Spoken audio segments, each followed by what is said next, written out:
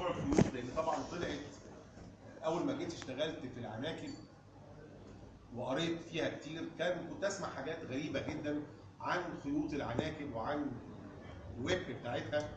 هل كل العناكب بتعمل ويب؟ وايه الفرق بين الويب والستريتس الخيوط بتاعت العناكب؟ وهل فعلا ممكن نستغلها صناعيا ولا ده كلام عاري من الصحه؟ فهنشوف احنا ازاي نقسم العناكب بطريقه. في ناس كتير قوي يقول لك والله العناكب تقسيمها انا ماليش فيها. طبعا هي من اسهل الكائنات او الحيوانات اللي ممكن نقسمها، باختلاف الاكاروس والمايس حاجات صغيره بيبقى فيها كروس جيناتكس وانواع. ممكن مثلا لو الحراره طلعت يطلع نوع جديد وحاجات كده. احنا عندنا من الفرد كبير، انواع الجديده دي بتبقى صعبه شويه، او ممكن يكون نوع جديد بس ما تسجلش، انت بتسجله انما ما ظهرش من يوم وليله.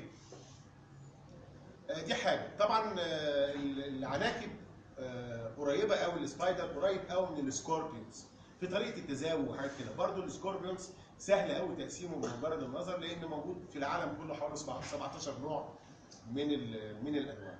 هنشوف ازاي ان احنا نقسم العناكب بطريقه سهله جدا، ان انا بمجرد النظر اعرف دي عائله ايه، ومجرد ما عرفت عائله ايه اجيب الكتاب او المونوسكريبت بتاعته واعرف ده نوعه ايه. الموضوع بسيط جدا جدا زي ما هنشوف دوت. وممكن واحد يمسك المحاضره ديت يعرف سهل قوي يطلع من هنا يعرف دي عائله ايه ودي سيريتي وده ليه وده ليه وده ليه وده ليه. فعايزين نشوف الاهميه الاقتصاديه للعناكب.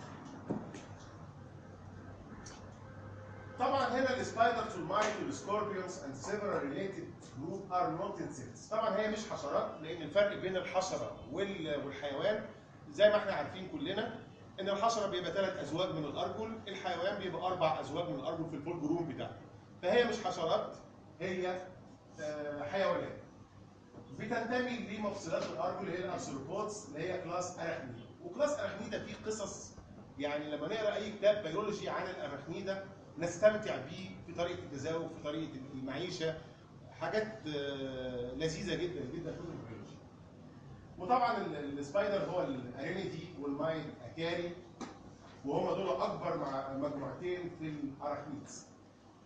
وكل السبايدر all spiders are predaceous mostly on insects. كل السبايدرز عباره عن predators، عباره عن مفترسات معظمها على الحشرات.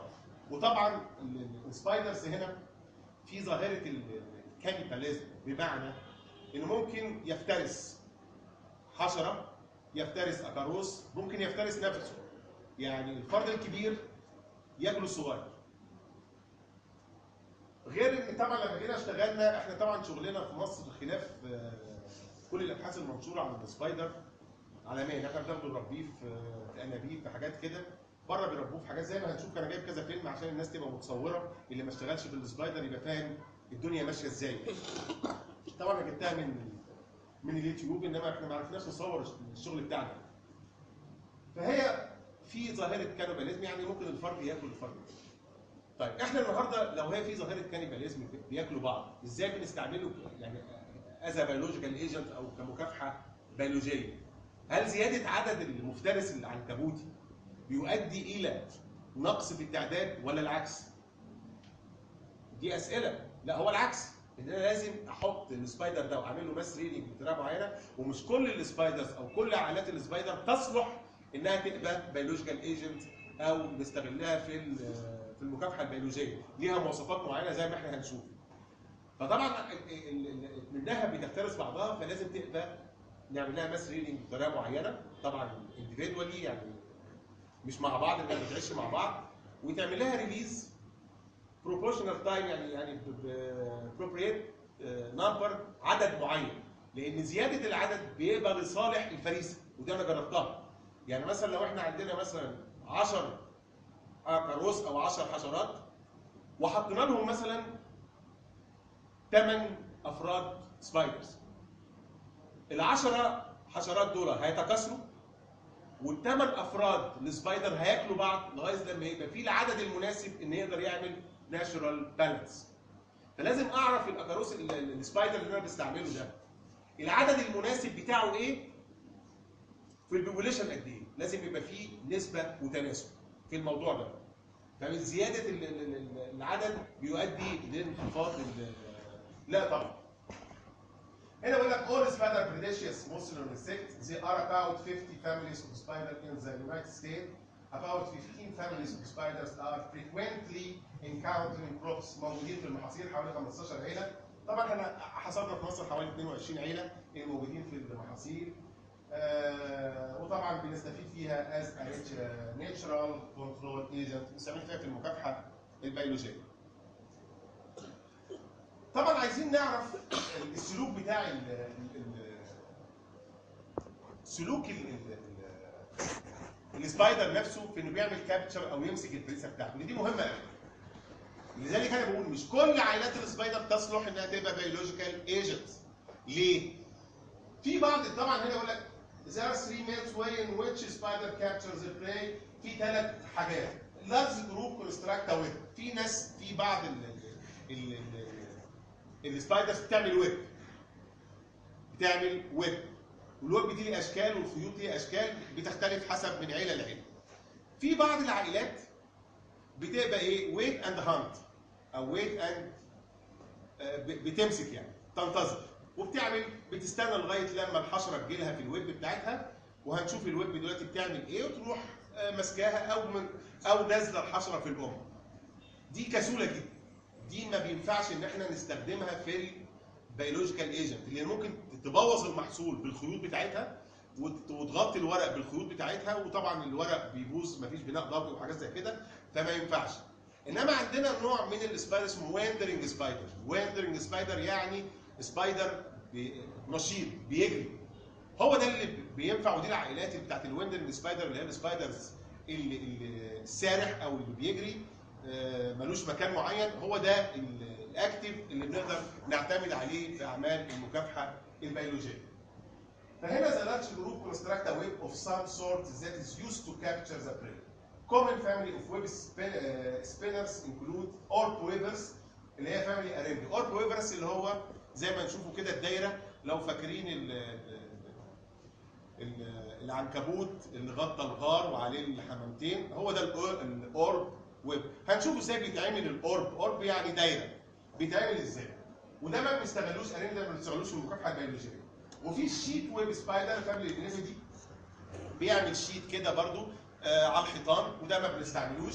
وفي الكومفورت سبايدر فاميلي ثريدي وده من احسن الانواع اللي انا اشتغلت عليها اللي بنقدر نستغلها في ان احنا نعمل بيولوجيكال كنترول. ده لانه الديوريشن بتاعه او اللونجيفيتي بتاعته او اللايف سبان بتاعته قليله، فبقدر اعمل منه بيبوليشن كتير واعمل منه ماس ريدنج. غير انه واندرنج سبايدر بيقدر مالوش مكان معين، بيقدر يسرح. اللي مالوش ويب ليه خيوط بيتنقل عليها زي ما هنشوف.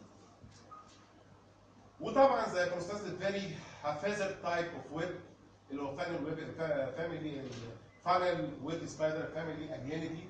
فاميلي اجنيدي ده بيعمل عباره عن ورقه نبات ملويه كده يعملها كطنل، او مثلا بيجي في حيطه خرم كده ويروح عامل الخرم دوت مغطيه بالخيوط ويقعد مستني لغايه لما تجيله الفريسه على مهلها تمام التمام، عملت له فايبريشن، قال في اكل، بيروح مغطيها هو او واكلها وخلاص الموضوع انتهى على كده. انما ما نقدرش نعتمد عليه برضه كبيولوجيكال كنترول.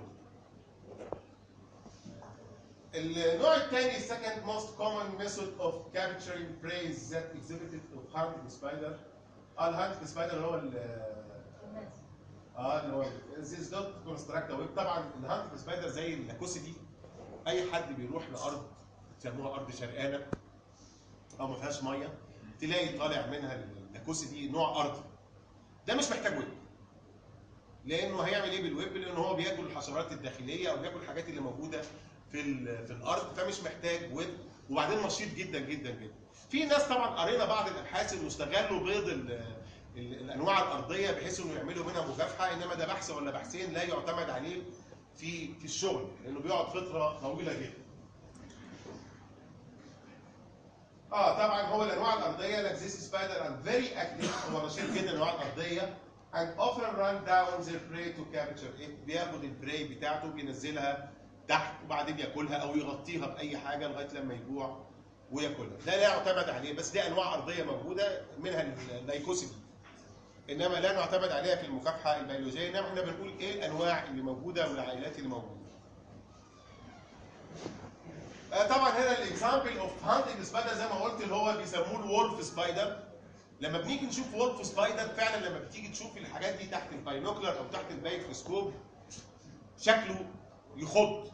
وولفز بيسموه وولف سبايدر، يعني سبايدر الذئب. فاميلي لايكوسيد ده من الانواع اللي موجوده في الارض. بتاكل بقى النباتات وبتتغذى، بتعمل ناشونال بالانس لحاجاتها وبتبقى موجوده في الارض. وفي جامبنج سبايدر ده طبعا من النوع الجميل جدا اللي هو سارتيسيدي. وده ووندر بينط كده، يعني ممكن مثلا لو انا شفت سبايدر ماشي اعرف ان ده سارتيسيدي لانه جامبنج سبايدر الوحيد، لانه بينط بيقفز من مجرد النظر، مش محتاج ان انا اجيبه واشوف العيون واشوف الحاجات ديت. طبعا هنشوف ازاي ان احنا نقسم العائلات ديت بطريقه سهله جدا ونعرف نفرق بين العائلات. جامبنج سبايدر جميل قوي، بيقدر ينط من جزء لجزء وندرنج وبيتغذى كويس، انما ما نقدرش برضه نعتمد عليه في البيولوجيكال كنترول لانه الديوريشن بتاعته كبيره وتربيته مش سهله. وفي فاميلي كلوبيولوجي، وبعدين في عائله الكراب سبايدر ده موجوده دايما في العنب. كراب سبايدر بيعمل زي الكراب كده، انما هو مش نشيط. الكراب سبايدرز اللي هو السوميسيدي مش نشيط. وده بيعمل امبش ميثود اوف بري كابتشر، يعني بيعمل كمين، يعمل حركات كده وهو قاعد. حتى لو حتى ما يعرفوش يفتكروا خشبه او اي حاجه الكراب سبايدرز ده، ويعمل امبش كده كمين، طريقه كمين لغايه لما تجيله البري ويبتدي ياكلها، زي بالظبط بتاع الفانل واللي هو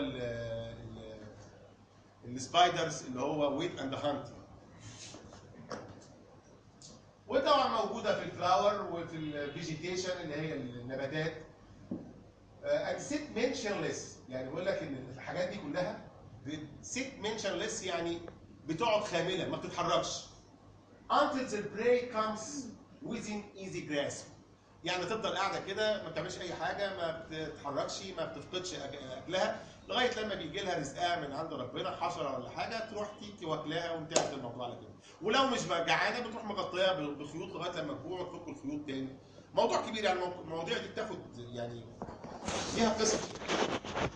انما احنا باللخص طبعا عشان نعرف حاجه مهمه قوي، عشان استغل السبايدرز ده كبيولوجيكال ايجنت لازم اعرف الخيوط بتاعته. يعني ممكن يكون وندرنج، ممكن يكون وندرنج يعني بيسرح واكتف وحاجات كده، انما بيعمل خيوط ممكن تعمل لي ازعرينه او تعمل لي كاتاستروف، كارثه بالخيوط بتاعتها، وبعدين مش هقدر اعمل الم الخيوط ثانيه والتكاثر بتاعها عالي. فلازم ادرس الويب، هي بتعمل الويب بتاعها شكله ايه؟ وهل الويب دوت بيضر النبات ولا ممكن ينفع النبات؟ وهل ممكن الويب ده بتقدر تجدده يعني يتاكل ويقدر حاجات كتير قوي لازم اعرف ادرس الويب بتاع السبايدر. ومش كل السبايدر بتعمل ويب ولا كل السبايدر بتعمل ثريدز، يعني ليها وظيفه. وبعدين الويب دي بتبقى حركات يعني من وظيفتها ان ممكن تبقى حركه تنقل او بيبقى سكني ليها او بيبقى امبش يعني كمين تصطاد بيه، يعني ليه وظائف او بتربي فيه نسل او بتغذي فيه السبايدر ليه وظائف كتير قوي، كل عيله ومختلفه عن الثانيه. هنا بيقول لك السبايدر سيلك از ميد اوف سترونج ستراندز اوف بروتين، عباره عن بروتين، هي بتفرز البروتين ده اول ما بيشم الهواء ويشوف الهواء بيتحول لثريدز. It is strongest known natural. هنا بقى عايز اتكلم نقطه جزئيه مهمه. اول ما جيت درست السبايدرز، وطبعا ما كنتش اعرف حاجه عن السبايدر، درسته في الدكتوراه لان انا كنت في الماجستير اكاروس. فجي الناس يقول لك والله ده خيوط العنكبوت ناس عملوا منها ضروع واقيه للرصاص. ده مش عارف عملوا منها بروشوتات. وبعدين الايه الكريمه اللي بتقول والله اهون البيوت لبيت العنكبوت يعني. فقال لك لا لا لا لا لا، ما هو العنكبوت ملوش بيت، مع انه ليه بيت يعني. واخد بال حضرتك؟ هم قروا اول سطرين، فعلا بتيجي تفتح النت تلاقي الكلام ده اول سطرين كده. فتلاقي الناس تدولت والناس اللي ما تعرفش ابتدت تقول والله ده عملوا منها كذا وعملوا منها كذا. انما الحقيقه طبعا ده كلام لو قلناه قدام في اي حته الناس تضحك علينا يعني. انما الحقيقه هو علم اسمه الميميك ساينس. ايه الميميك ساينس ده؟ لقوا ان السبايدرز دوت، والراجل اسمه سان دييجو زو، هو ده سبب المشكله اللي خلت الجامعات كلها اللي درسوا السبايدر يقولوا الجمله الغريبه ديت. لقوا ان النسيج بتاعه قوي جدا، اقوى من البون وبيتحمل يعني قبل ما بيتكسر الليست بتاعته او المرونه بتاعته قويه جدا. نصف الستيل، يعني نصف قوه الستيل، واقوى مرتين من العظم. طب ازاي يعني؟ المساله انه ميميك ساينس. يعني ايه؟ يعني بروبورشنال، تناسب. هم شافوا ان الستيل لو جالنا مولكيول يعني ايه للناس اللي مش عارفه؟ جزء من اي ماده. يعني انا مثلا لو عندي نسيج ده المولكيول بتاعه هي حته قماش. حته القماش دي جواها نسيج معين، سيديا ولحمه وحاجات كده. فهم خدوا المولكيول من النسيج بتاع الفايبرز بتاع السبايدرز، وجابوا شافوا الاوتمز بتاعته توزيعها، وقارنوها بالاوتمز اللي هي الذرات وتوزيعها. طبعا عارفين الاوتمز بيبقى ذرات توزيع، وحسب الذرات متحامله مع بعضها وعلاقتها مع بعضها وحاجات كده بتدي الصلابه والشكل الكبير والشكل الصغير. كلنا عارفين ودرسنا الحاجات دي في اعدادي. فشافوا ان الاوتمز توزيعها، ودرسوا الذرات ديت، وشافوا التوزيع ده بالنسبه للستيل وبالنسبه للبون، وشافوا امتى بتتكسر. يعني بتتحمل قوه قد ايه لغايه لما تتكسر. فلقوا ان الفايبر بتوزيعه ده حسب الثقل، يعني مثلا لو هي مثلا ملي جرام فبتشيل قد ايه ضعف ثقلها عشان تتكسر. فقالوا ده اقوى من الستيل. اوصلها تاني للناس اللي مش فاهمه. يعني مثلا لو عيل صغير ده مثلا المفروض انه يشيل مثلا كيلو، فشال 3 كيلو. انت بالنسبه لك ال 3 كيلو سهلين، بس هو بالنسبه له شال ال 3 كيلو، يعني لما يكبر ممكن يشيل اضعاف الراجل الكبير او حد تاني. فهم نسبه وتناسب، لقوا ان الفايبرز بتاع السبايدرز اقوى نص قوه الستيل وضعفين قوه العظم. ده بالنسبه لتوزيع المولكيولز. الميميك ساينس او العلم التقليدي ابتدى قال لك والله لو جبنا الفايبرز دوت، الذرات دي بتركيبها المعين وتركيب النسيج الفايبرز عموما، وعملنا حاجات مشابهه ليه، هنوصل ان احنا طبعا الست هنعمل درع واقي من الرصاص، لانه الرصاصه لما تخش ما بتخترقش دوت، بيبقى فيه مرونه، وهنعمل منها مظلات وهنعمل حاجه كده. انما ما بياخدوش الفايبرز از رو ماتيريال زي ما الناس فاهمه. ما بيجيبوش كده شويه عناكب ويجيبوا الخيوط بتاعتها ويعملوا منها مظلات. طبعا ده شيء وهم. انما هو ميميك ساينس، علم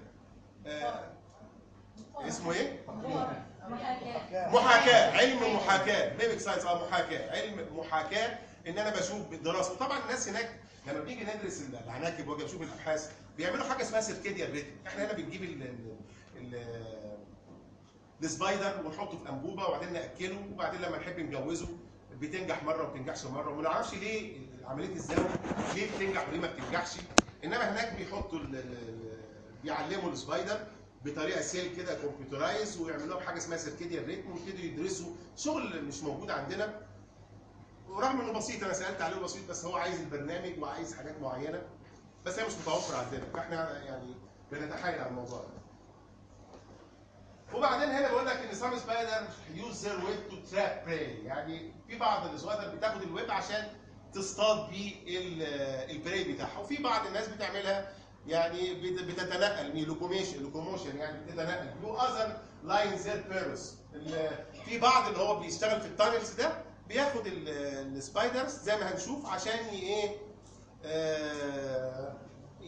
يبطل بيها البيروس اللي هو الخرم بتاع اللي بيعيش فيه السبايدرز. اوكي، ده نوع من انواع اللي بنلاقيه في البيوت كله. ده جروب انكلود تانجل ويب سبايدر. تانجل يعني ويب عشان لما الحشره تيجي يحصل لها تانجل، يعني تتلخبط. ايه؟ تتكعبل. وفي الاورب ويب سبايدر، ده الاورب اللي احنا قلناه، والفانل ويب سبايدر اللي احنا هنشوفه بعد كده، والشيت تابيولار اند دوم هوتنت سبايدر، وفي النيرسري ويب سبايدر، وفي الويب اللي اسمه سكافولدنج. الثريد دي بيعمل حاجه اسمها سكافولدنج، يعني القطن ده بيعمل حاجه وسقاله، طبقه فوق طبقه فوق طبقه. طبعا كل عائله وليها الويب بتاعها. فهنا بيقول لك ان السبايدرز كابتشر براي يوزنج ا فرايتي اوف ميثود، يعني ليه انواع كتير قوي عشان ياخد زي ما قلنا كده. هنختار منه حاجه. طبعا هنختار الويب. في سؤال كتير قوي قال لك والله طب هو بيعمل السبايدر بيمشي عادي جدا زي الحشره، مفيش اي مشكله خالص. طب ليه هو ما بيتلخبطش، ما بيحصلوش تانجل في الخيوط بتاعته؟ ليه ما بيتلخبطش؟ طبعا كل نوع من الخيوط وكل عائله ليها طريقه معينه، مش احنا هناخد الحاجه اللي وسط، لان كل عيله ليها كتاب عن الخيط بتاعها ده. فهو هنا لقى ان الخيوط هنا بتعمل حاجه اسمها بولس. بولس ده الجمع بتاع بول، كوره. فهي بولس هنا جمع كرات، كرات من السماء. السبايدر نوع من السبايدر بعد ما يعمل الويب، وهنشوف الويب بيعملها ازاي. يروح حاطط نقاط صمغيه معينه بطريقه خريطه معينه محدش يعرفها غيره. ولما تيجي الحشره تخش تتلزق، هو بيمشي في الحته سبحان الله اللي ما فيهاش صمغ. او بيعمل ايه؟ بيعمل حاجه اسمها لاسو. فين لاسو هنا؟ بيعمل حاجه اسمها لاسو. لاسو ده اللي هو بتاع الحصان، اللي هو راح راجل في الافلام كده يعمل حاجه يروح جايب مش عارف ايه وطالع بيها. فهو يروح واخد خيط. والله يا دكتور احمد، يروح واخد خيط بعد ما يعمل البتاع ده ويروح شادد الايه؟ انا شفتها فيلم، بس انا جايب كذا فيلم هنا فمش هينفع نقعد نتفرج على الافلام. حاجه عجيبه جدا. يروح عامل اللاسو وشاددها وبعدين واكلها او مخزنها او حاطط لها صمغ تاني لغايه لما يجوع.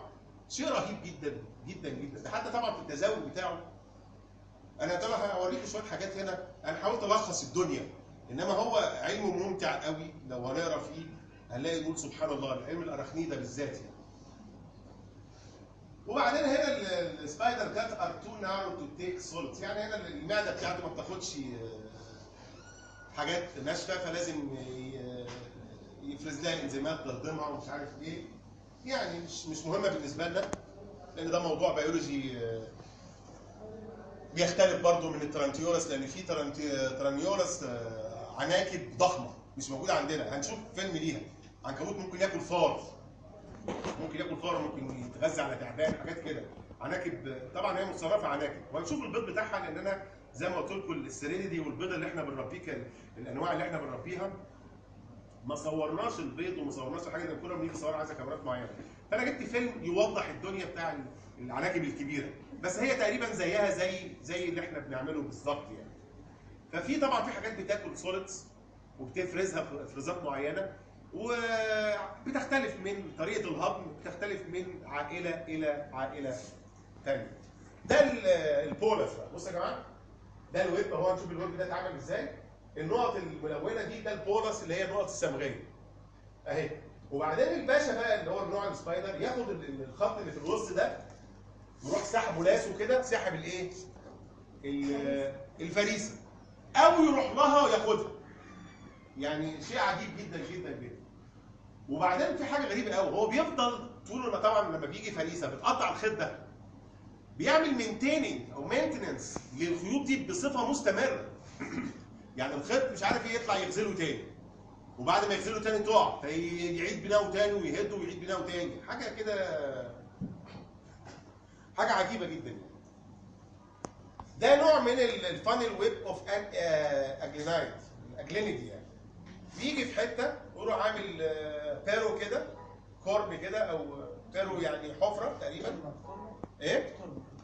لا والله مش شرط في التربه، ممكن تلاقيها اهي في نبات اهي، بس يجيب فروع ويعمل دوريه. مش شرط تربه، لا مش شرط تربه. الكوسيدي بيعمل ده في التربه. الكوسيدي بيدخل الخيوط ويمحر البيرو بتاعه بالخيوط. انما ده ممكن يجي في الجو وياخد فروع الشجره، بس ما يعملهاش ويب بقى، يعملها تانل. اللي هو نفق.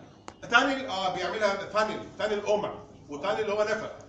بيعملها فانل كده او تانل، هي عامله زي القمع فعلا، هنشوفه دلوقتي. بحيث الحشره بتخش جوه القمع ده يروح قافل عليها. واحيانا برضه بيبقى فيه بولس اللي هو الصمغ ده، بيروح نازل على الصمغ، الحشره ما بتتحركش. وبعدين في كتاب بيتقال ان الصمغ ده بيحفظها من التلف. يعني بعض الانواع يقول لك بيفرز عليها افرازات زي نحل العسل كده، ما بيحط شمع على فار دخل او حشره دخلت الخليه بتاعته. هنا برضه بيحط الصمغ بطريقه معينه بتحفظه. طبعا ده بيختلف من نوع لنوع. الكلام اللي بقوله ده يا جماعه يعني اللي هيجي بقى يعني يقرا في حاجات معينه هنلاقي فيه فاريشن كتير، بس هي ده الاساس. بين نوع ونوع هنلاقي فيه فاريشن، بس ده الاساس يعني. ده الاساس اللي بيمشي مع كله. ده بتاع السيريديتي اللي اشتغل على السيريديتي. الخيوط بتاعته اهو. طبعا دي وحده بيبني فيها وحده، بيبقى حاجه اسمها ايه؟ سكافولدنج، سقاله، كانها سقاله، هو بيطلع كده مش محتاج يعمل ويب. السيريديتي لانه واندرنج سبايدر، يعني بيجري وبيصطاد ومش محتاج يعمل ويب خالص. وفي انواع زي اللاكوسيد مش محتاج، وفي انواع زي السلتسيتي عينيها قويه، وفي انواع مش محتاج عينيها بلايند، عمياء. لان مش كل حاجه في الكائنات ليها وظيفه، لو الوظيفه دي ما اتحققتش خلاص مش محتاجاها. ففي بعض العناكب، طبعا احنا كنا عايزين نتكلم عن الفيجن في العناكب، انما انا هقولها يعني. في بعض العناكب ما بتشوفش لانها مش محتاجه، قاعده في حفره، قاعده في تانل، قاعده في الارض، فمش محتاجه عينيها. وفي بعض العناكب واندرنج محتاجه عين قويه. والعيون زي ما هنشوف دلوقتي، عيون نهاريه وعيون ليليه زي ما هنشوف في الدنيا. عشان الناس لو تحب تقسم عناكب او تشتغل تشوف الدنيا. ده نوع من انواع السيريديتي، بيعمل حاجه اسمها سكافولدنج، يعني سقاله. تبص تلاقي لو سيبنا الفرد تلاقيه عمل خيط كبير او سقاله كده تهشها. ده التانجل ويب سبايدر اللي هو الاورب ويب. هو بص هنا الفرد هنا عمال يشتغل ازاي، هندسه غير عاديه. وبعدين الحاجه غريبه جدا ان بين الخيط والخيط متساوي. يعني لما جم قاسوا لقوا بين الزاويه دي متساويه، لقوا الخيوط دي كلها متساويه. ايه مقاييس الرسم اللي عملها والحاجات دي كلها مين علمها له؟ حاجه عجيبه جدا. ولما تيجي تتقطع يعملها بنفس المقاييس الرسم، شيء عجيب جدا يعني. اهي بص هنا شكلها عامل ازاي. وعلى فكره دي لو حد راح كورما بتاعت عنب، جورنوبل يعني، كورما قديم اتاخر ايه؟ تكعيبة عنب بعد ما قشروا السيقان وحاجات كده، يلاقي الحاجه ديت الاورب ويب مع الاضاءه البوليس ايه؟ اخر الموسم يلاقي البوليس عامله شكل رهيب، عايز يتصور. يلاقي الويب ده شكله رهيب، يبقى فعلا عايز يتصور. حاجه كده هندسيه مبدعه فعلا يعني. ده التانل اهو. الراجل جاب ورقه سبايدر وعمل فيها التانل، وده تانل في الجحر. يعني ده نوع من انواع السبايدر اللي هو الفانل يعني. ممكن يستغله. بص ده نوع ممكن يستغله في عمل الشرانق او الفريسه بتاعته. هنا بقى هاو سبايدرز ميك ويب، ازاي بيعمل الويب بتاعته. فهم جم 6 خطوات او 7 خطوات ندرس فيها ازاي السبايدر بيعمل الويب. طبعا انه يعمل خيط سهله، بيطلع البروتين السائل، بيلزق الخيط في طرف وبيطلع في حته ثانيه وبينشف. انما الويب بالطريقه الهندسيه دي حيرت الناس لدرجه عملوا فيها دراسه، كتاب بحاله اسمه ويب اوف سبايدر، كتاب اسمه ويب اوف سبايدر، كتاب عن العناكب، الخيوط بتاعت العناكب بس. فهنا لخصها، قال لك الراجل بيختار فرع وبعد كده بيروح بادئ اول فرع كده ونازل في المنتصف بالظبط. شيء عجيب جدا. بيروح عامل مثلث ونازل تحت. شوف الخطوه اهي، ويعمل مثلث تاني نفس الدوريه كده، ويبتدي يكرر الموضوع ده. عمل نصف قطر ويروح مكرره تاني في النصف القطر التاني. بعد ما عمل الاقطار دي كلها يبتدي يلزقها ببعضها زي ما هنشوف في اللوحه الثانيه. بص اهي، يبتدي يلزقها ببعضها. حاجه عجيبه جدا. وبعد كده يعمل مينتنس بقى، تتقطع بالريح، ممكن بالريح تكسرها، ممكن حشره تكسرها، يبتدي ممكن يهدها تاني ويرجعها زي ما كانت تاني. حاجه عجيبه جدا بطريقه هندسيه. وبعدين بقى في ايه؟ وقت النسيج ده من اوله لحد ما يكمله بياخد وقت؟ ما اعرفش. لا ما اعرفش، بس اكيد بياخد وقت. بس انا ما قريتهاش او ما همتنيش، او ممكن اراجعها بعد كده اشوف وقت قد ايه. لا مهجوره ايه؟ في اخر الموسم بتلاقيه، انما بتلاقيه في حاجات ثانيه. لا اصل هو المساله كمان سؤال جميل قوي بالنسبه للسبايدر. لما تيجي تعمل بيولوجيكال كنترول في العنب بالذات لازم تختار نهايه الموسم عشان يكافح كريبس ويكافح ده ويكافح ده. انما في وسط الموسم دخلوا عمال وخرجوا عمال مش هتلاقي سبايدر خالص ومش هتطلع نتائج لانه بيختفي. في افات كثيره جدا في العنب الاخيره بعد الحصاد بيتم افات كثيره جدا، كريبس العنب وحاجات كثيره جدا. ما هو طبعا هو حاجه مهمه قوي. الكريبس لو ما كافحتوش في البرتقال دي حاجه بره البتاع ده. لو ما كافحنوش البرتقال في مرحله العقد الاول هيظهر تريبسي في موسم الموالح. التريبسي في العنب لو ما كافحناهوش في الاول خالص بعد ما احنا بنقشر كده هيظهر لنا التريبسي اللي هو النجمي ده، اللي هي الشكل النجمي ده ما بيتصدرش. يعني ممكن احنا ناكله في الشكل النجمي ده، انما ساعه التصدير بيزود نسبه السكر فيه وهم بيحتاجوا سكر قليل فما بيتصدرش.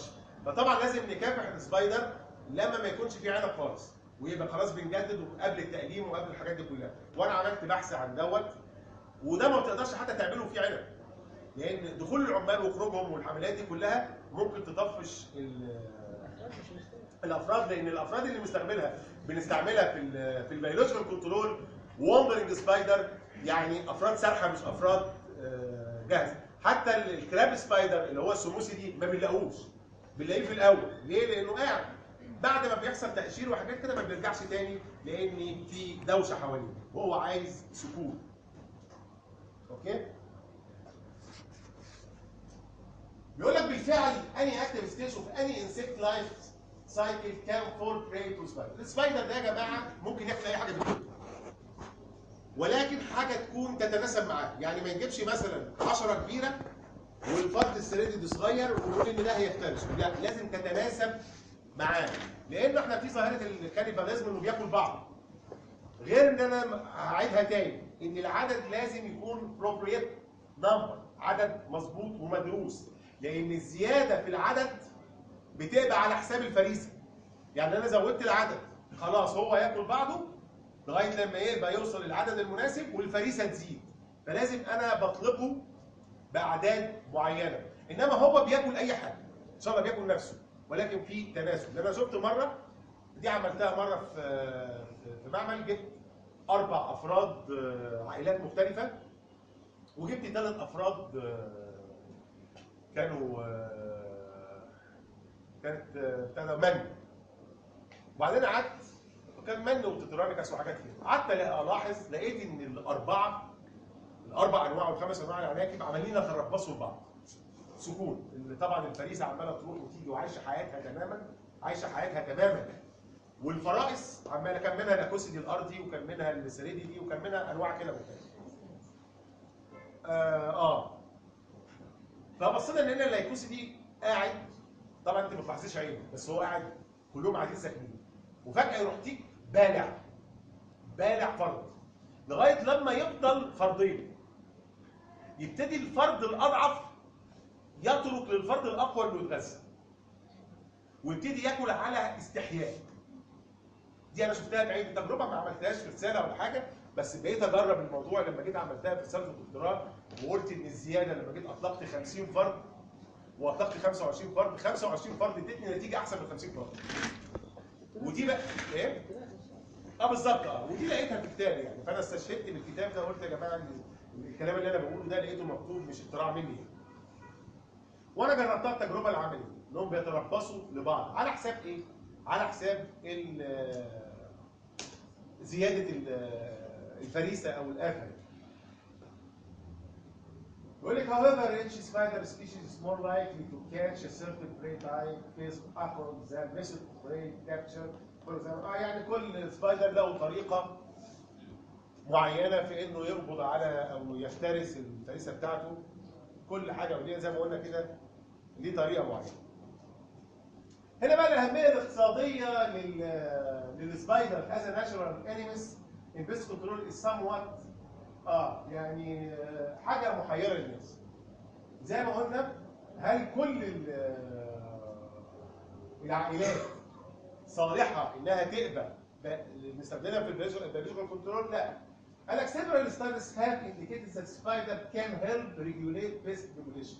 هي اللي تقدر تعمله زي اي بيولوجيكال كنترول. انت عايز توصل للناتشورال بالانس بس، انما اريديكيت او اريديكيشن حتى بالمبيدات، القضاء التام على آفة او مخلوق ضرب من ضروب المستحيل.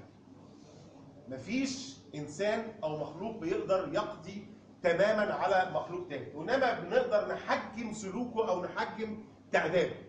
فده اللي بيقدر يعمله السبايدر، هو انه ريجوليت بيست بيبوليشن لغايه لما نوصل. لان انا شفت مره في مزرعه بيعتمدوا على البرزيميلس، وشفت الناس عايشه هي ناشونال بارنت، انما هو لو قضى على البري طب هيعيش ازاي؟ ما لازم ياكل يتغذى يعني.